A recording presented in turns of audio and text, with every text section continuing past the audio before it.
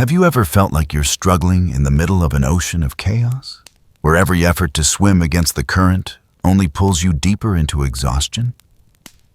We are living in an era that worships control. From the moment we wake up until the moment we fall asleep, our minds are surrounded by pressure. The pressure to control our careers, to shape our relationships, and even to dictate the invisible variables of the future. We mistakenly believe that if we can tighten our grip and hold the world in the palm of our hand, we will finally be safe. Yet, paradoxically, the more we try to hold on to what lies beyond our reach, the more we lose ourselves. That craving for control does not bring inner peace. It only leaves behind the marks of anxiety and a soul drained of life. You fight against the world every single day, but the real enemy is hiding inside your own never-ending stream of thoughts. So, what is the way out for a mind imprisoned by its own expectations?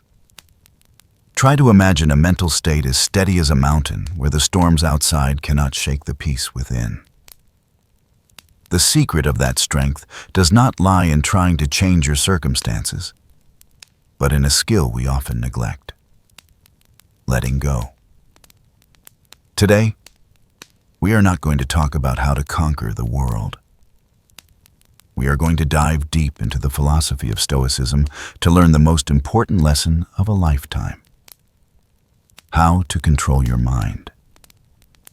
Because the key to stepping out of the prison of suffering and touching true freedom is the art of detachment. Welcome to the journey of exploring one of the most enduring systems of thought in human history: Stoicism. In a world full of turbulence, where every day you wake up only to face thousands of notifications, work pressure, and invisible expectations from society, inner peace seems to have become a luxury. We often ask ourselves why we constantly feel insecure, anxious, and easily hurt by changes in the outside world. The answer lies in a painful but necessary truth. We are pouring all of our life energy into trying to control things that were never within our authority in the first place. You cannot control tomorrow's weather. You cannot dictate what others think about you. And you definitely cannot prevent unexpected risks from crashing into your life. When we place our happiness on these variables, we are handing over the steering wheel of our lives to chaos itself. It is in this very moment that the Stoic mindset appears like a lighthouse in the dark sea, illuminating the path back to inner peace. Stoicism is not about suppressing emotions or living a harsh, cold, joyless life. On the contrary, it is the art of clear discernment, an ancient wisdom that teaches us how to distinguish what lies within our reach from what we must letting go. The great Roman Emperor Marcus Aurelius, who wrote his immortal reflections in the midst of brutal battlefields, left behind a powerful reminder about the true source of strength. You have power over your mind, not outside events. Realize this, and you will find strength. That statement is the very foundation of self-mastery. Real power does not lie in whether you can change the external world, but in your ability to control your mind in any circumstance. When you stop fighting reality and begin turning inward to build inner strength, you will discover a durable form of power called resilience. The ability to stand firm, even when everything around you is falling apart. The psychologist Carl Jung also affirmed a deeply resonant truth: who looks outside dreams, who looks inside awakes. The journey we are about to walk together is not just about learning a few tricks to reduce stress. This is a journey of awakening to reclaim your inner strength. We will peel away the illusions of control, learn how to release invisible burdens, and rebuild a new order for the soul. In this video, we are not going to speak in cliches. We will go straight into the core of self-mastery, learning how to separate ourselves from emotional storms and touch true freedom. A freedom that is no longer chained to circumstances. Prepare your mind, because what you are about to hear may completely change the way you see life and the way you see yourself. To truly understand the power of letting go, we need to turn back the clock and return to the origins where these great ideas were first conceived. Stoicism was not born in quiet lecture halls or peaceful libraries. It was forged in some of the most chaotic moments of human history, where the line between life and death, glory and ruin, became more fragile than ever. Picture Marcus Aurelius, the Roman emperor who was, at that time, the most powerful man in the world. He held the power of life and death, possessed all the treasures of the empire, yet his life was a long chain of tragedies.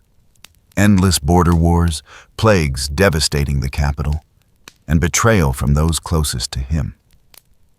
If there was anyone on this earth who had every reason to break down, to drown in anxiety, and to lose inner peace, it was him. And yet, in the cold, endless nights on the front lines, Marcus Aurelius did not choose to complain. He chose to turn inward. In his personal journal, Meditations, a work that was never intended to be published for future generations, he constantly reminded himself to maintain a stoic mindset in the midst of chaos. He realized that even though he could command a mighty army, he was still powerless before the impermanence of fate.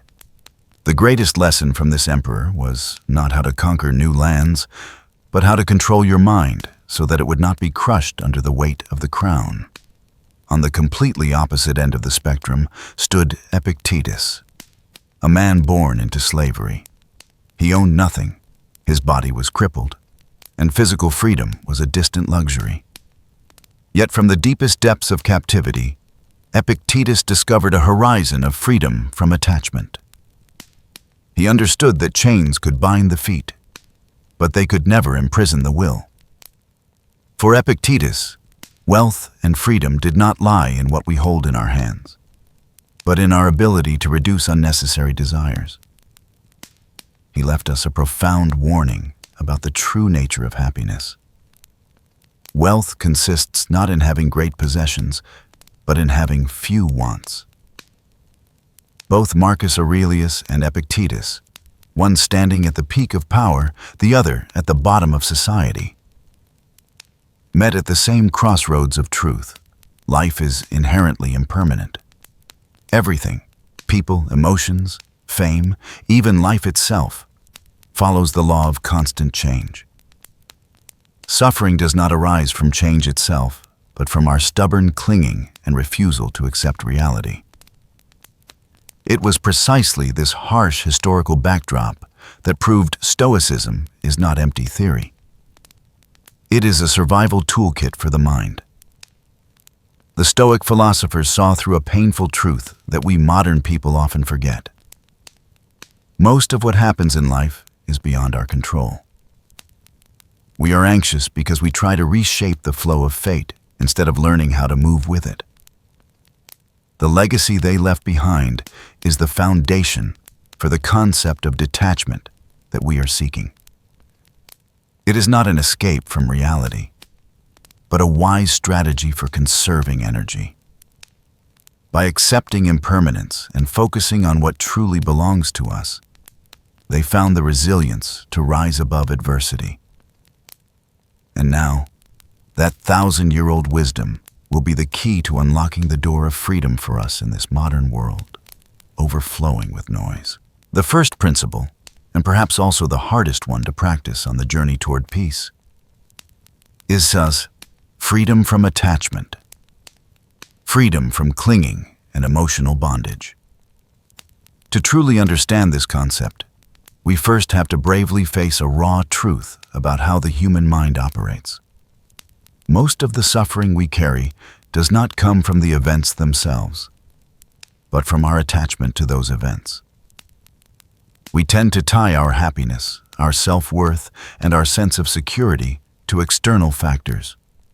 A prestigious job, a romantic relationship, the balance in our bank account, or even the praise we receive from others. We believe, if I have this, I will be happy.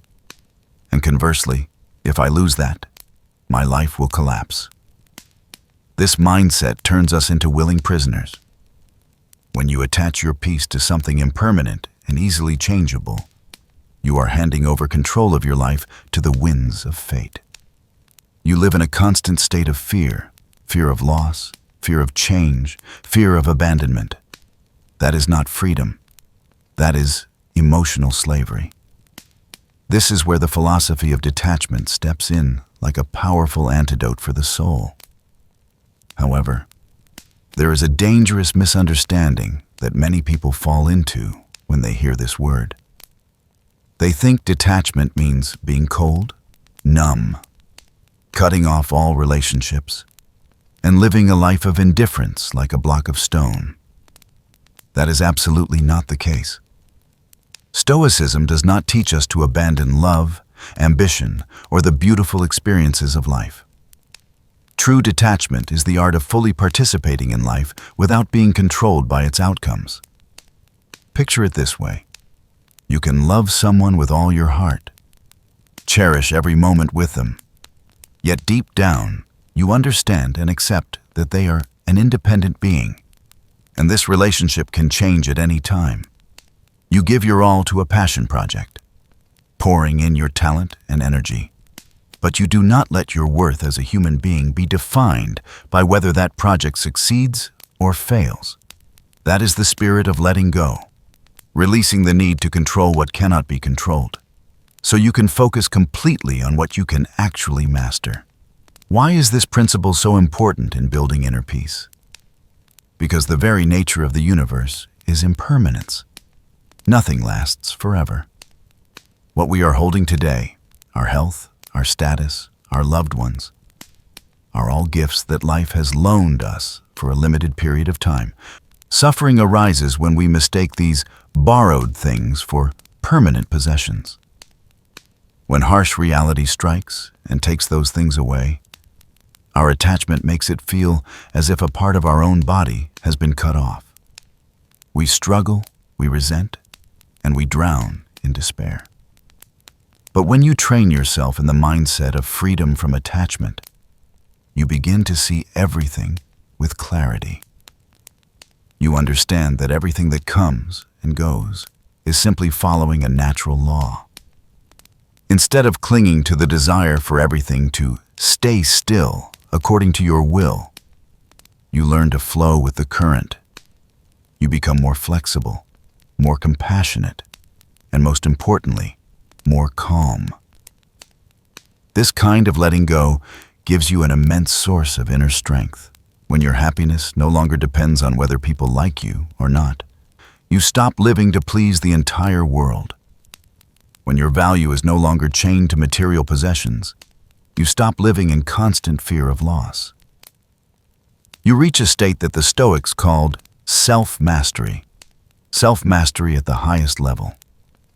Moreover, detachment helps purify our love and relationships. When you are over-attached, love often mutates into control, jealousy, and possessiveness. You love others not for who they are, but for the sense of safety they give you. But when you practice letting go, you love them with a free heart. You appreciate their presence without loading onto their shoulders the pressure of being responsible for your happiness. That is a kind of love that is purer, lighter, and far more enduring. In short, freedom from attachment is not about abandoning the world. It is about changing the way we interact with the world. It is a shift of focus from the outside to the inside. Instead of chasing stability in an ever-changing external reality, we build stability within our own consciousness. And this inner shift is the foundation for achieving true freedom. Freedom is not doing whatever you want.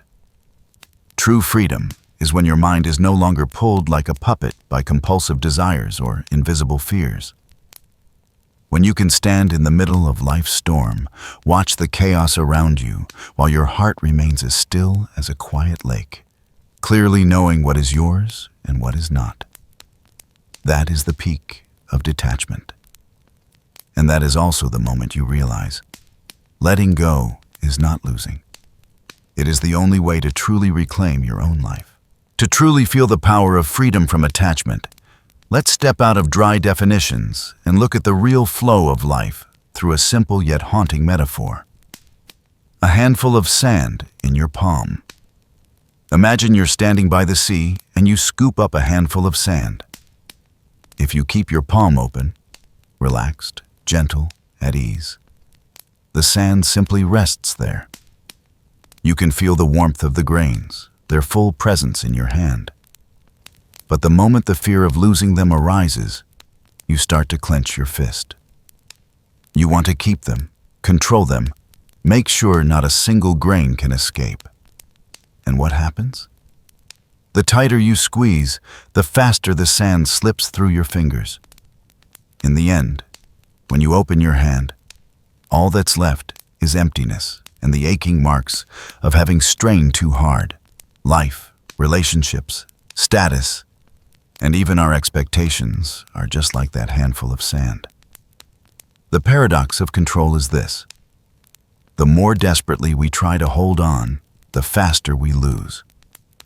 Look at a very real situation that many of us have either experienced or witnessed.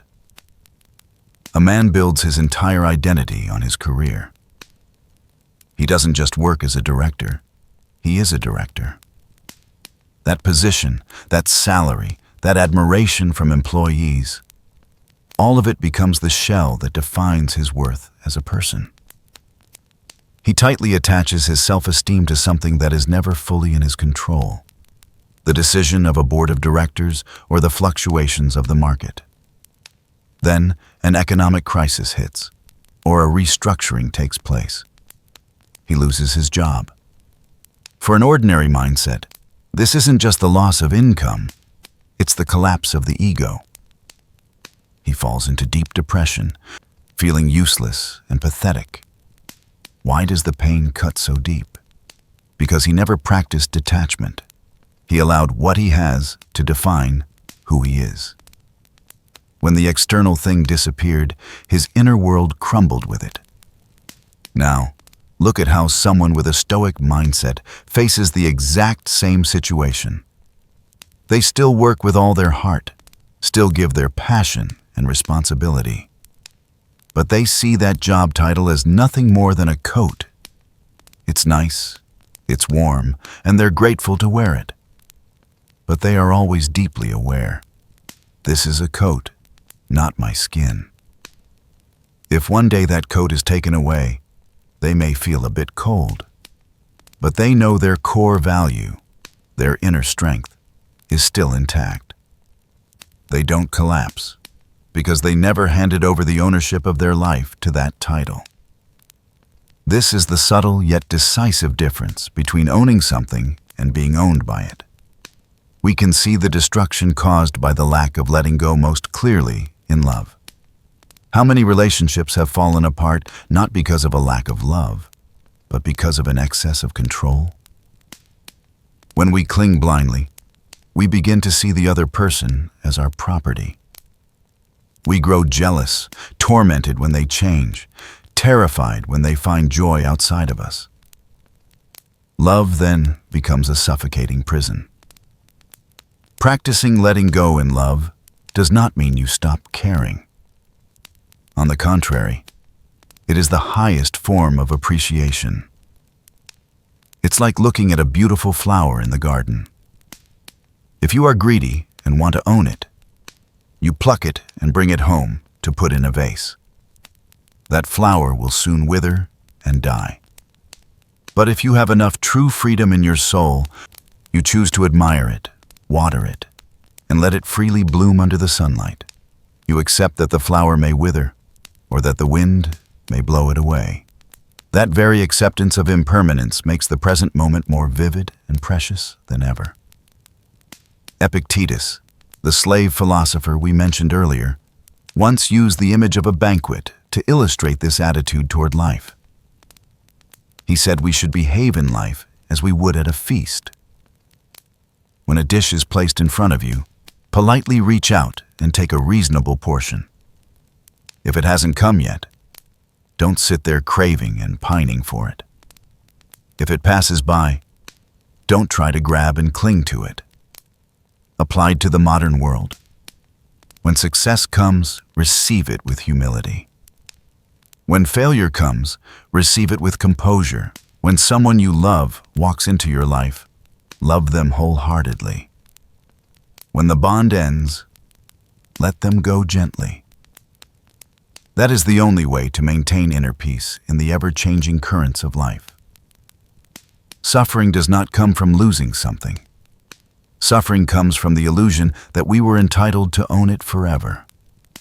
Once you truly understand this lesson, you will feel a 1,000-pound burden lifting off your shoulders. You no longer have to strain yourself to play God and try to control the universe. You return to simply being human, small but free, flowing with the river of life instead of exhausting yourself by swimming against it. And once you have set down the heavy load of attachment, you will discover a new capacity within you, a strength to face the storm of emotions inside. That is the very foundation that allows us to move on to the next core principle, the art of mastering your emotions. If in the previous part we learned how to loosen our grip and let the things of the external world flow freely, then in this part, we will turn inward to face a challenge that is tougher, subtler, and far more powerful. That is facing the storms within our own heart. The second core principle we must carve deeply into our minds on this journey is emotional independence. We often pride ourselves on being rational beings. But let's be honest with each other. How many times in your life have you made decisions based on careful reasoning? And how many times have you acted purely from a moment of anger, fear, or jealousy? The truth is, most of us are living like puppets, and emotions are the puppeteer. When someone praises us, the strings are pulled upward. We're happy. When someone criticizes us, the strings drop. We feel down or furious. We hand over the remote control of our life to anyone who walks by and knows how to press our emotional buttons. To break this cycle of slavery, we need to understand the true nature of master your emotions. Many people mistakenly think that mastering emotions means eliminating them. They imagine those who practice Stoicism as cold stone statues, unable to laugh, unable to cry, numb to everything. This is a dangerous misunderstanding. Emotions are an essential part of the human experience. They are the colors, the flavors, the very things that make life vivid. Trying to bury or deny emotions, suppression, is not emotional independence. It is a ticking time bomb. Suppressed emotions do not disappear. They sink into the darkness of the subconscious, fester there, and wait to erupt later in more destructive forms, like illness or mental breakdown. So what is emotional independence really? It is the ability to create a sacred space between the trigger, what happens to you, and your response, how you behave. In that space, you have the freedom to choose. Imagine your emotions as warning lights on a car dashboard. When the fuel light turns on, it's a signal, not a command. It informs you about the state of your fuel. But it cannot force you to swerve dangerously into the nearest gas station. You are the driver. You receive information from the light, and you decide when and how to handle it in the safest way. But in life, we often let that little warning light seize the steering wheel. When a wave of anger hits, the red light switches on, instead of observing it as data. I'm feeling offended. We immediately fuse ourselves with it and start yelling, breaking things, or throwing out cruel words. We turn a signal into an absolute command. To achieve self-mastery, we must learn to detach ourselves from those emotions. This is the technique of becoming the observer. When a strong emotion arises, instead of saying, "I am angry," a statement that implies that anger is your entire identity. Try changing your inner language to, "I feel anger arising in me." This small shift in language creates a massive shift in awareness. You become the vast, still blue sky. Your emotions become just dark clouds passing through. Clouds can hide the sun. They can bring thunder and lightning, but they cannot harm the sky. The sky simply holds them, allows them to pass without clinging or rejecting them. That is the essence of inner peace. This principle helps us solve a crucial question. Why do we suffer? We do not suffer because we are sad. We suffer because we react negatively to that sadness. We worry about the fact that we are worrying. We get angry at ourselves for having been angry. This chain reaction is what truly drowns us. When you practice emotional independence, you begin to see emotions as guests visiting your home. Some guests are cheerful, some are difficult, some bring gifts, and some bring trash. Your job as the homeowner, the one who holds control your mind, is to open the door, recognize them, invite them to sit, but not let them take over the house or smash the furniture. You observe their presence with curiosity instead of judgment. Why has this anger come? What is it trying to tell me about a boundary I just allowed someone to cross? By asking questions instead of reacting on impulse, you transform emotional energy from a destructive force into a constructive one. Anger can turn into assertiveness. Fear can turn into caution and wisdom. Sadness can turn into deep compassion. This is the alchemy of the soul, turning the heavy metals of negative emotions into the pure gold of insight. Moreover, master your emotions is the key to protecting your energy. In the modern world, so many things are designed to hijack your attention and provoke your emotions. Sensational news headlines, malicious comments on social media, a coworker's provocative attitude. If you don't have emotional boundaries, your energy will constantly be drained. You'll end up exhausted, not because you worked too hard, but because your emotions were constantly being kidnapped. Emotional independence gives you back the ultimate power, the power of calm. When someone deliberately provokes you and you respond with a calm smile or a knowing silence, you have already won. Not a victory over them, but a victory over the wild beast within you. You prove that your inner strength is more solid than any external disturbance. In short, this second principle does not require you to become a saint. It simply asks you to slow down. Slow down one beat before you speak words that wound. Slow down one beat to notice your heart racing. Slow down to remember this. Emotions are excellent servants, but terrible masters. Taking back control from this master is the turning point that moves you from a life of constant reaction to a life of deliberate, free action. And to do this skillfully, we need a secret weapon, a powerful inner space that we often overlook in this noisy world. That is stillness. To deeply understand the art of master your emotions in real life, let's step into a situation that almost all of us have experienced. The feeling of being attacked by someone's words. Imagine you're sitting in an important meeting. You've just finished presenting an idea that you spent an entire week preparing. Suddenly, a colleague cuts in and makes a harsh remark, even mocking your competence in front of your boss. In that very moment, the ancient biological mechanism in your brain is triggered. Your heart pounds, blood rushes to your face, your ears burn. A voice in your head screams, "How dare he embarrass me like that? I have to clap back right now. I need to teach him a lesson." If you follow this instinctive script, you'll fire back with harsh words. The meeting will turn into a battlefield. And even if you win the argument, you've already lost the bigger war, the the one for your dignity and your peace of mind. When you go home, you'll still be carrying that burning coal of anger, replaying the scene, unable to sleep. That is emotional slavery. Now, let's rewind the tape and apply the Stoic mindset to this situation. When the criticism hits, you still feel the wave of anger rise within you. That's a natural reflex you cannot avoid. But instead of letting that anger pull the strings, you activate the pause button in your mind. You notice the heat in your face and quietly remind yourself, this is a physiological reaction, not a command to act.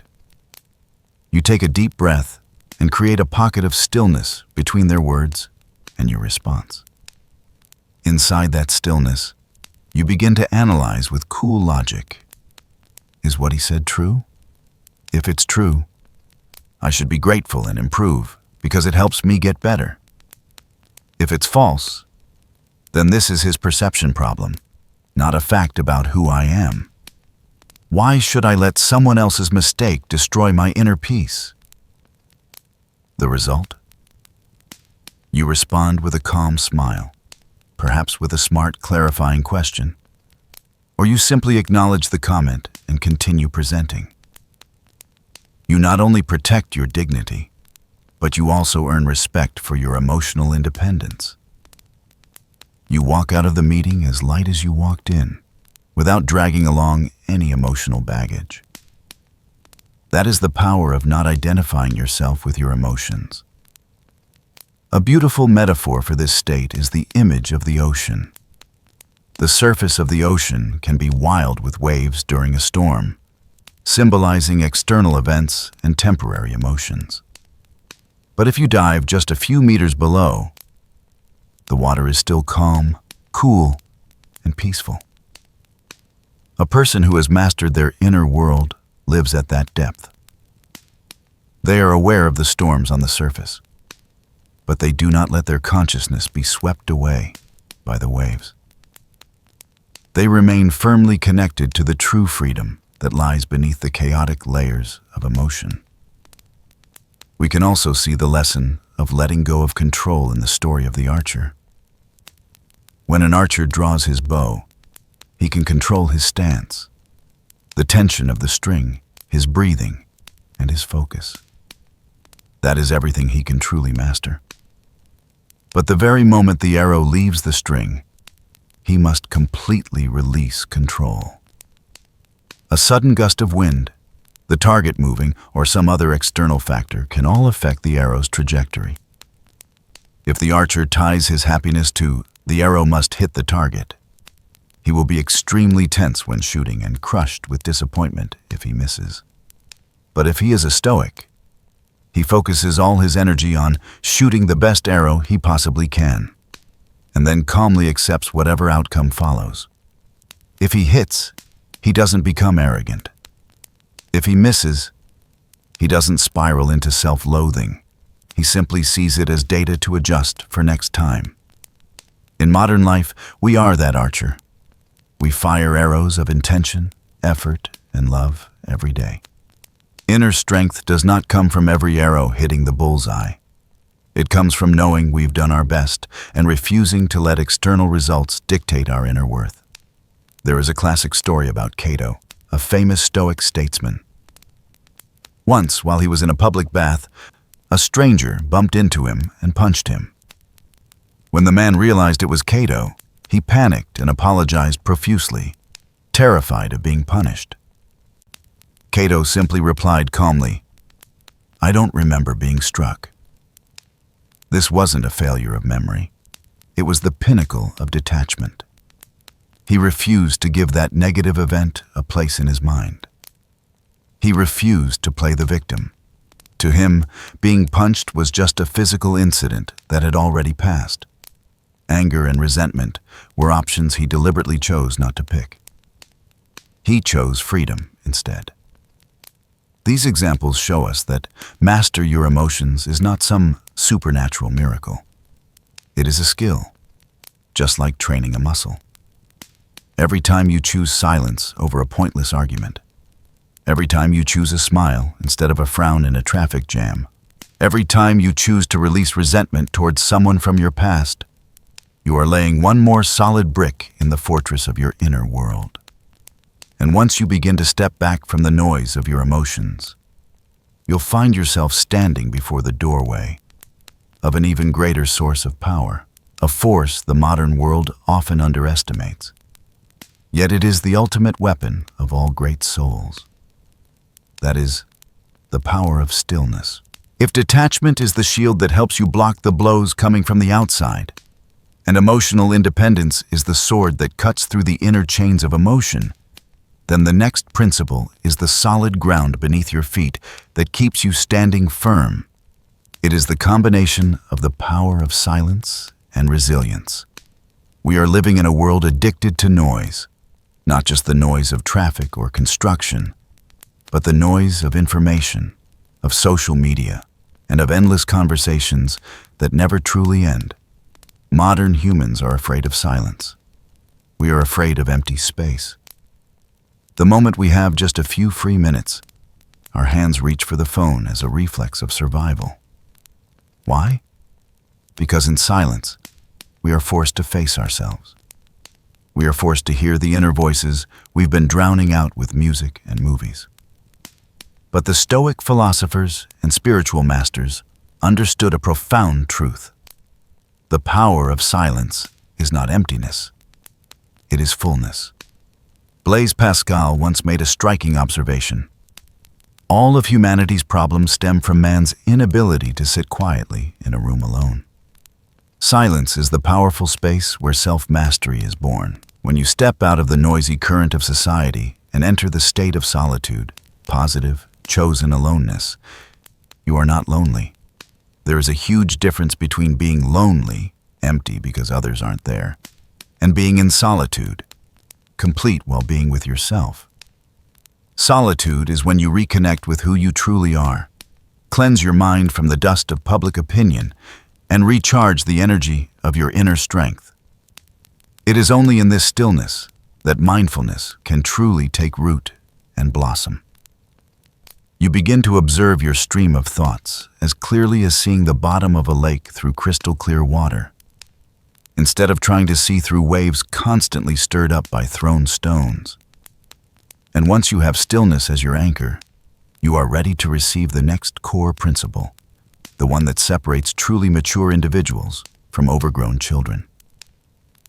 Resilience, the ability to be unshakable and to turn pain into power. Life is not a straight path lined with roses. It is a sine wave, with peaks of glory and valleys of failure. Suffering, illness, loss, and betrayal are uninvited guests that will visit your life sooner or later. Many people spend their entire lives running away from pain, chasing absolute safety. But Stoicism teaches us, pain is inevitable, but suffering is optional.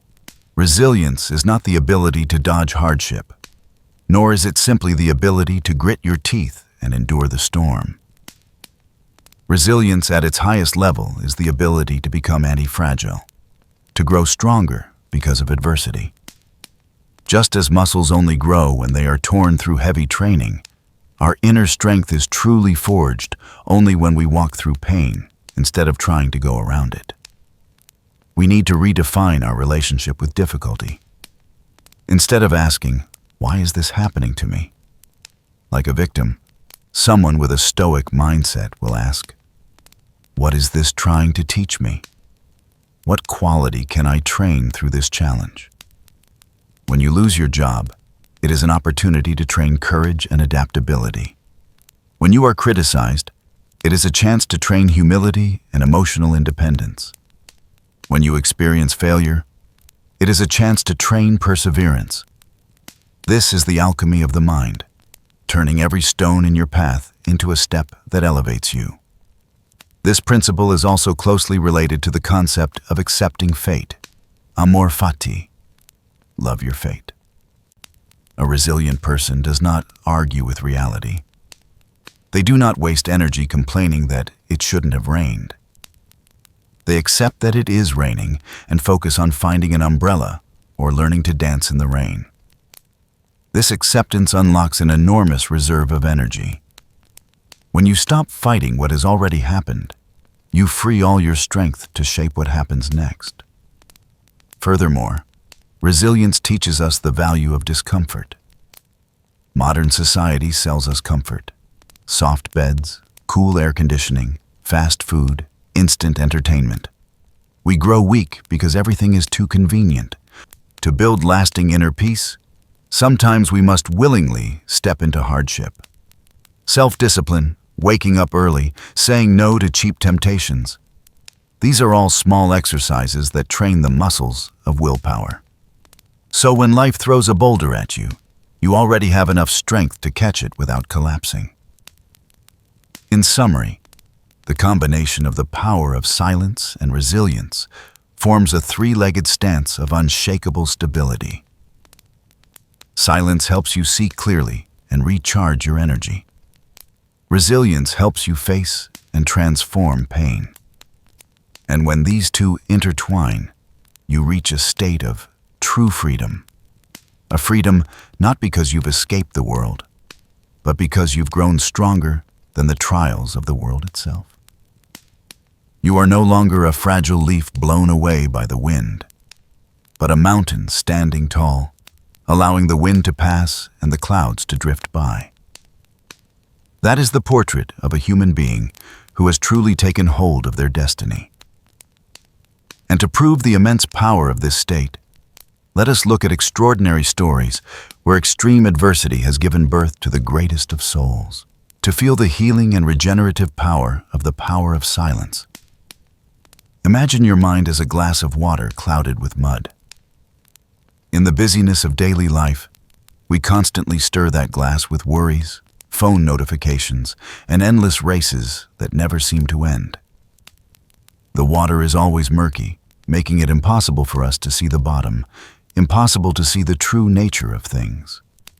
We try to clean the mind by stirring it even more, thinking more, worrying more. But that only makes everything worse. So what is the only solution for the water to become clear again? It's simple. Put the glass down and leave it alone. Do nothing. Just be still. Over time, under the influence of stillness, the mud naturally settles to the bottom and the water becomes crystal clear. That is exactly how solitude works. When you give yourself pockets of time disconnected from the outside world, even just 15 minutes each morning or a weekend afternoon without social media, you are allowing the sediment of your mind to sink. When the chaos settles, clarity and inner peace naturally emerge. In that silence, you're not running away from life. You are sharpening your inner weapons so you can return and face life more effectively. But stillness is only the preparation. The real test of inner strength lies in how we face collapse.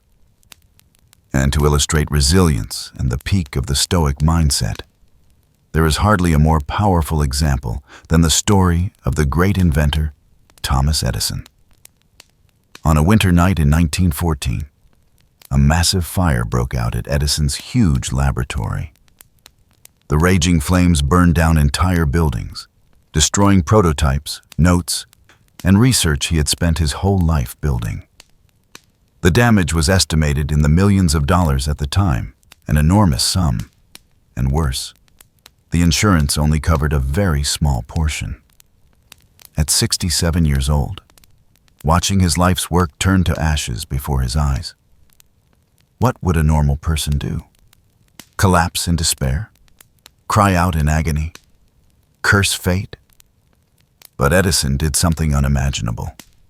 He found his son standing there, stunned by the blaze, and shouted, "Go get your mother and all her friends. They'll never see a fire like this again."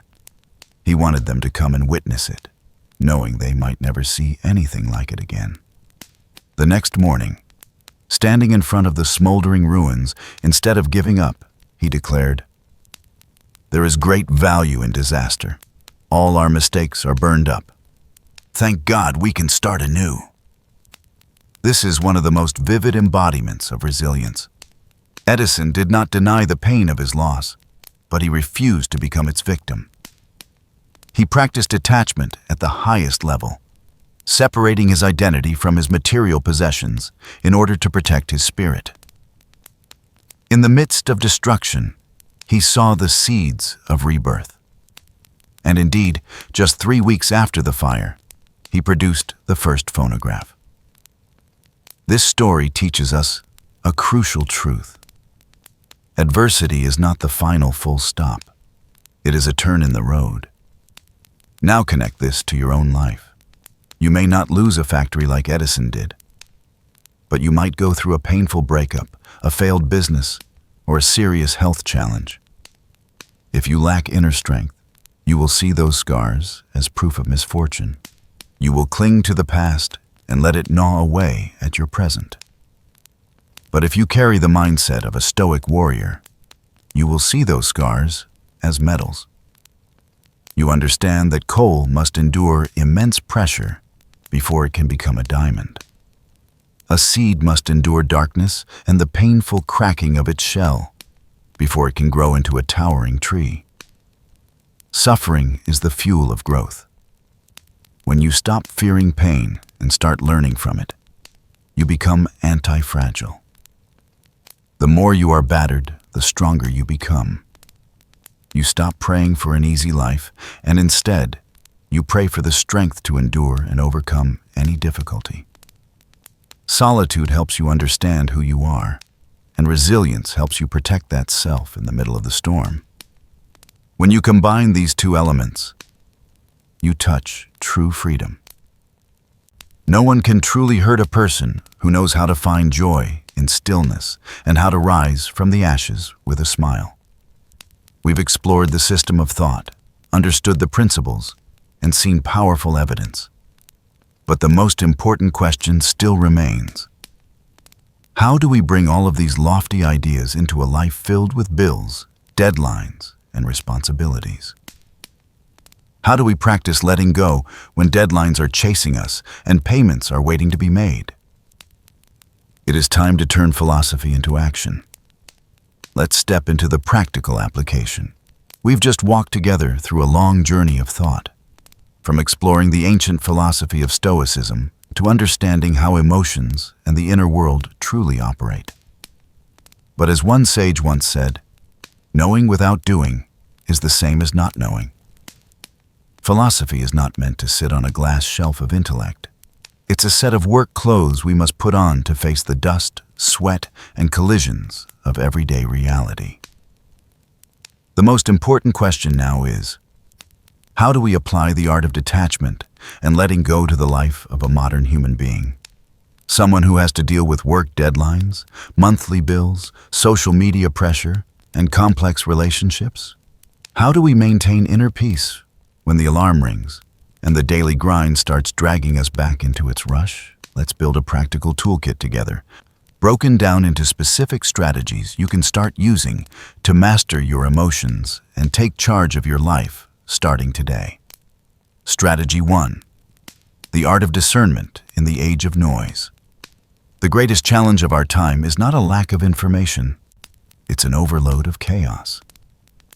Every day, your mind is bombarded by thousands of notifications, sensational headlines, ads, and never-ending drama on social media. If you don't know how to control your mind, you will drown. The first application of Stoicism in this context is practicing ruthless filtering. Remember the principle we discussed. Your energy is finite. Every time you give your attention to useless news, a pointless online argument, or comparing yourself to others, you are draining your energy account. Start your day with a question from Marcus Aurelius. Is this essential? Before you pick up your phone to scroll through social media, ask yourself, will this information make me better? Or is it just triggering envy and anxiety? Before you join in on gossip or bad-mouthing a coworker, ask, does this serve the kind of person I want to become? Practice mindfulness in the way you consume content. Treat your attention as a precious currency. Don't scatter it everywhere. Learn to say no to what doesn't matter, so you can say yes to what truly does. Self-mastery begins when you dare to hit unfollow on toxic sources.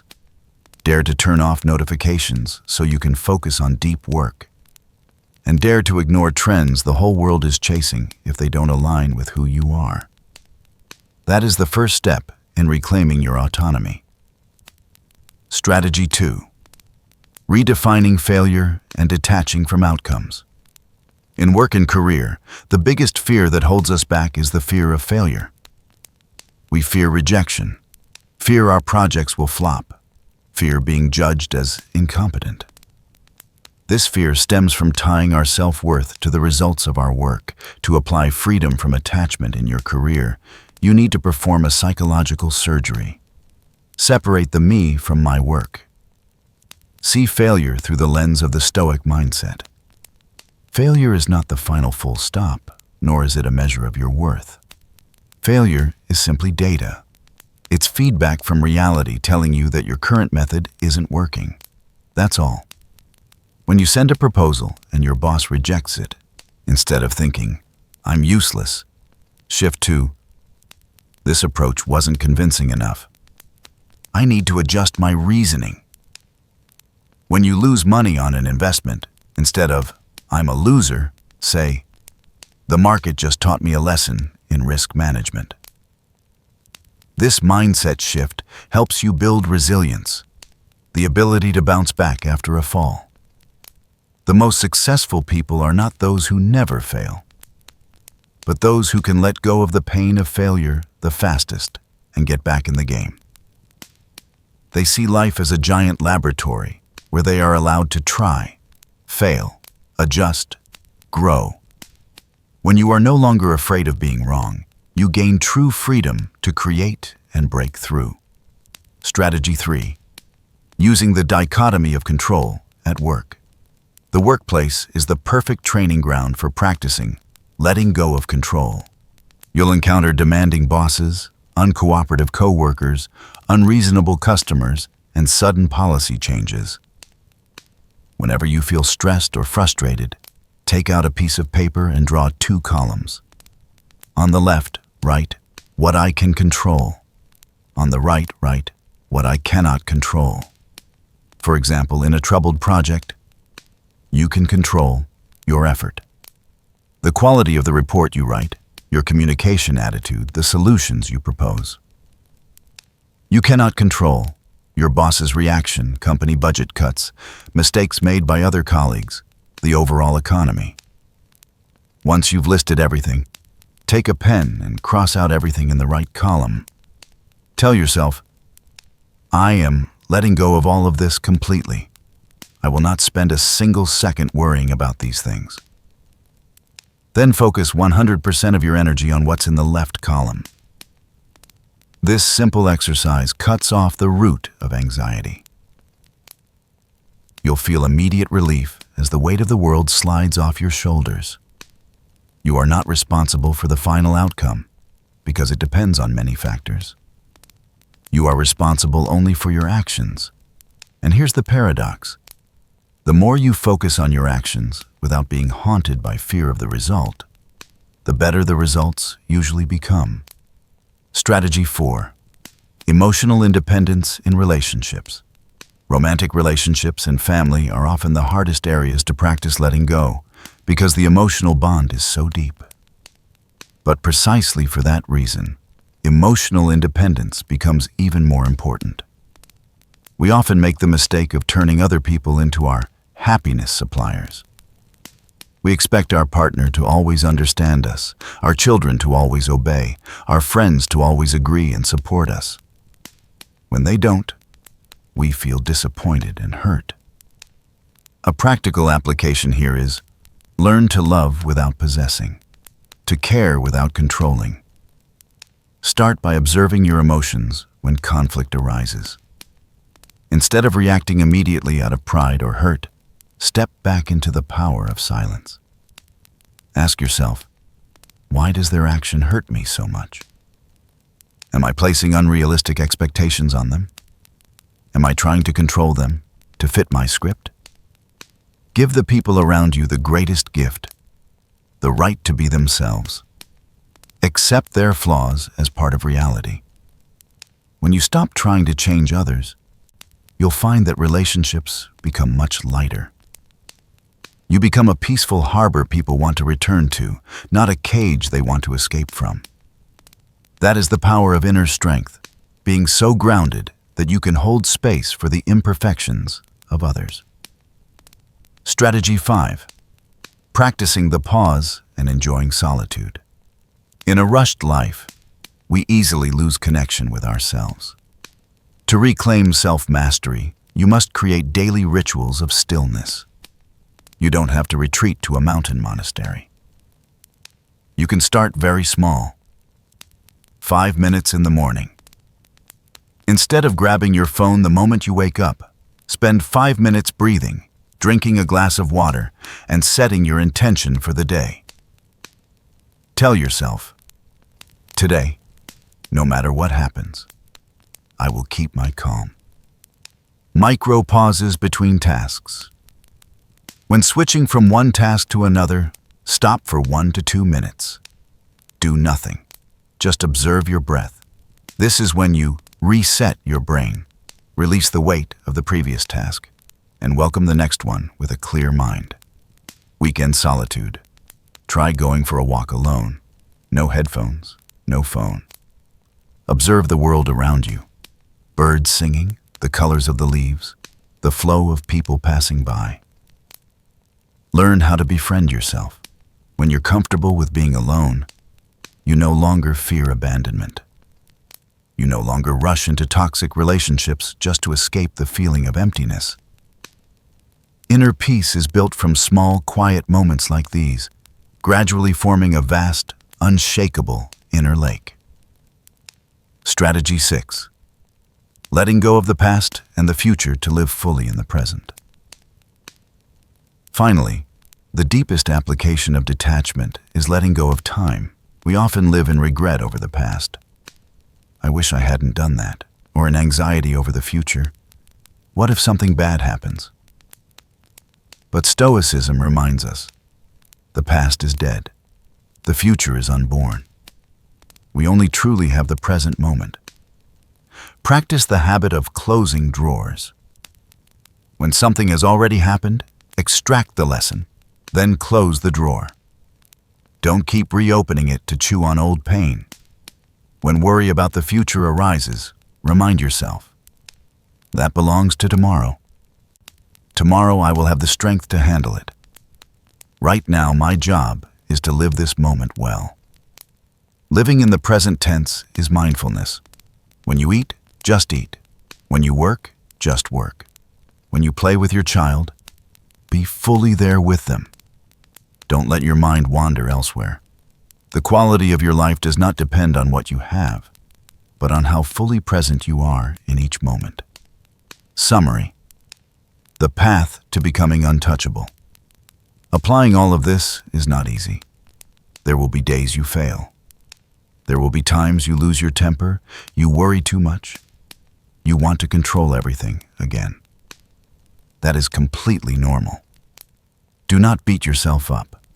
Remember, resilience is a muscle, and living this philosophy is a lifelong journey, not a finish line. Every time you notice you're losing control and gently steer yourself back, that is a victory.